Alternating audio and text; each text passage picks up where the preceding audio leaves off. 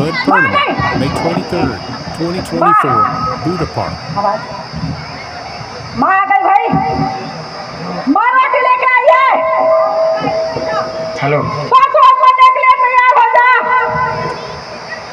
क्योंकि मुझे की रिक्शा में केवल एक उंगली की जरूरत है, केवल एक, और मैं तुझे मार के वो काम भी पूरा कर दूंगा।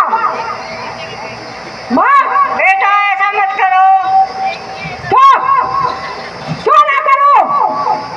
अरे मेरी किसी ने सुनी नहीं थी, तो अब मैं किसकी सुनूं?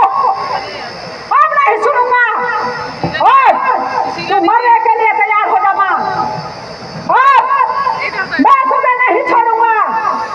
रोटी लेकर के आई है, लेकिन तू मार कर ही छोड़ूंगा मैं तुझे। नहीं बेटा ऐसा मत करो। नहीं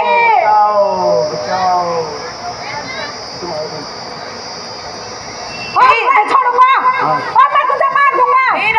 बचाओ बचाओ। रुक जाओ। बचाओ। ओ इंसान, इंसान मेरे साथ